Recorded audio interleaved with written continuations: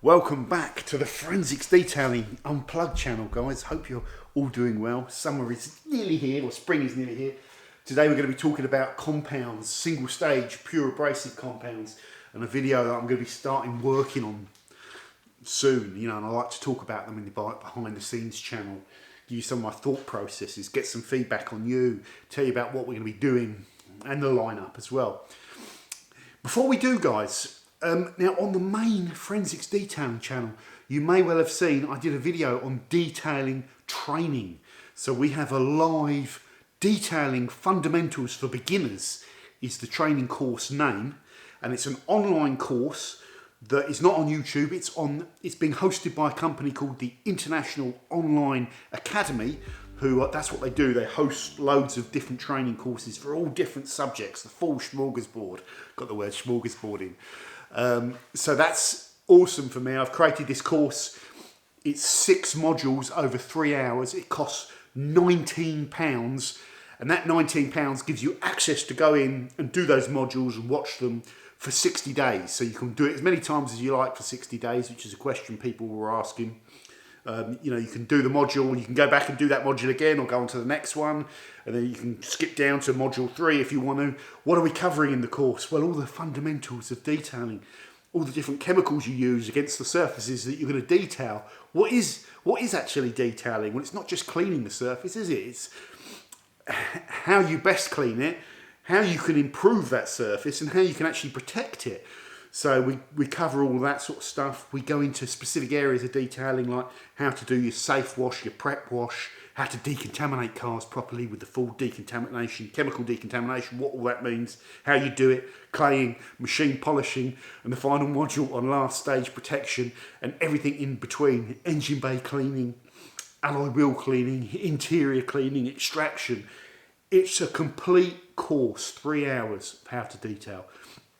They give me a discount code which is active for 10 days, and I've put that discount code in an embedded link. So you click on it, it'll automatically apply the discount, £19.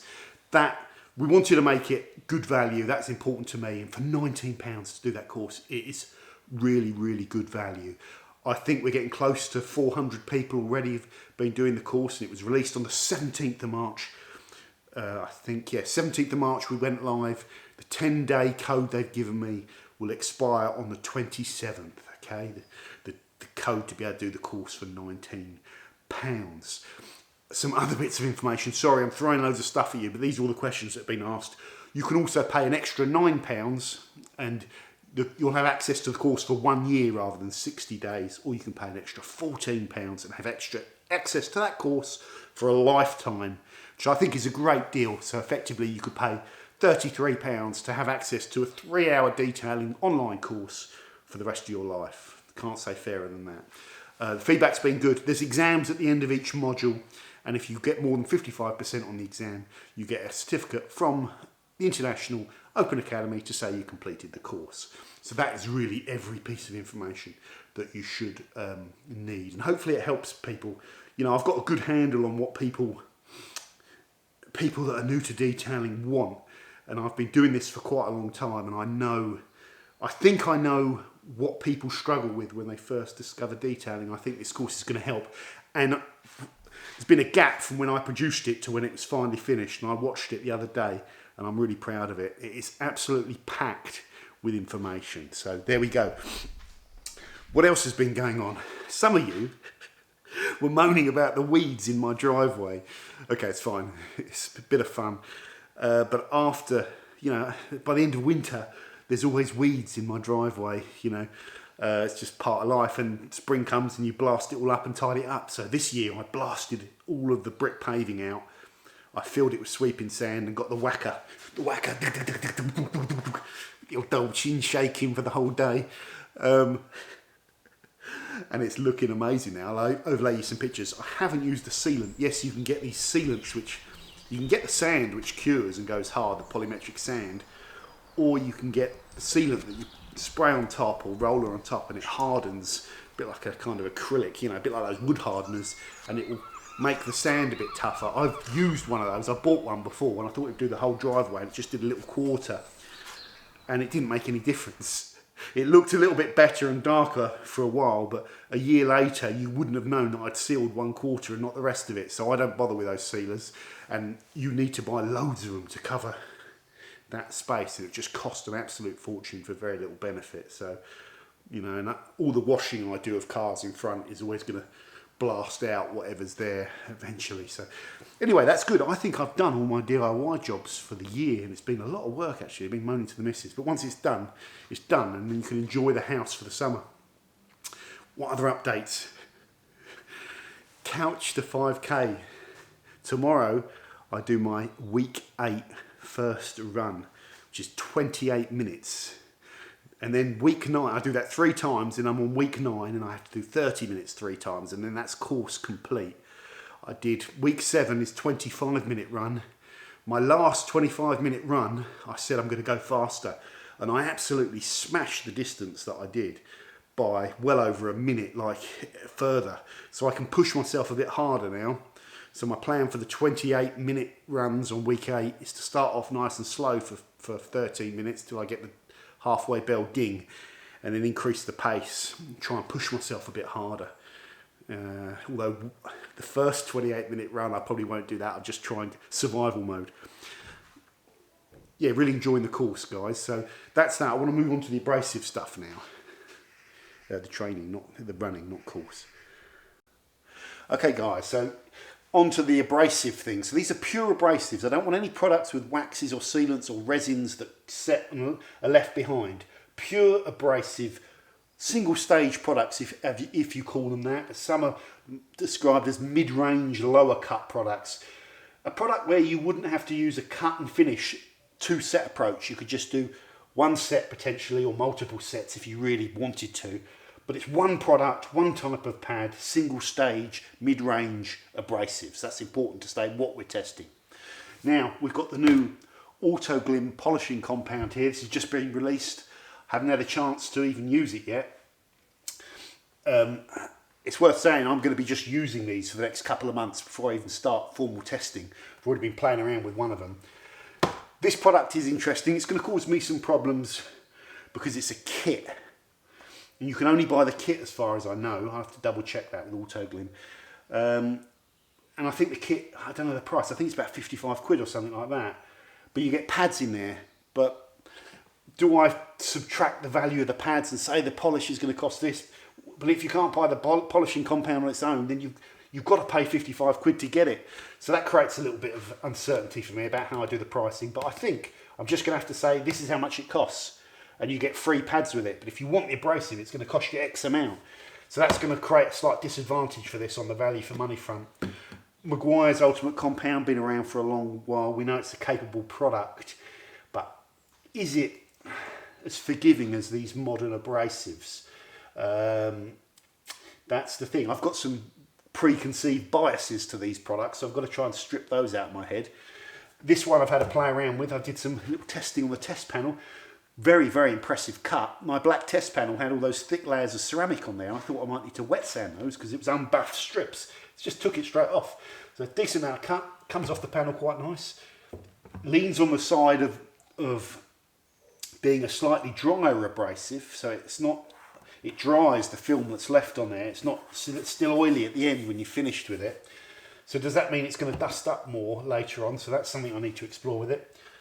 This, I don't think I've used this before. This Manzana 2500, their mid-range product.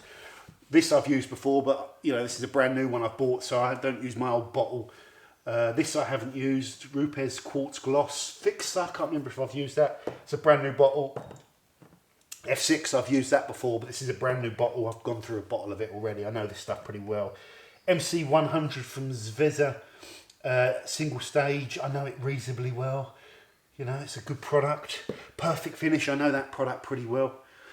This one I'm expecting to present well, so it's going to, in the things that we can tangibly measure, like cut and finish, we've got the equipment to measure the finish that they can deliver. You know, we're in a really good position. Let's just bring this back. We're in a really good position to actually test these types of products very well with the equipment we've got, the RoPoint IQ. And then we'll probably use sandy marks as a way of determining cut level trying to measure overall paint system is not, with the PDG, is not an accurate thing to do. Sanding marks is best. Geon Compound, I've used that before, but this is a new bottle. Precision Platelet, one and done compound. I've used it before, but only once on about half a car. So how's that going to fare? Is it going to be able to deliver me the same level of gloss as some of these other products that have got a more established name in the abrasive scene? Don't know. And G3, I've reviewed this before. This is a brand new bottle again. Someone said it looks like a bottle of mustard. It does, yes, it's funny. Why is this in here?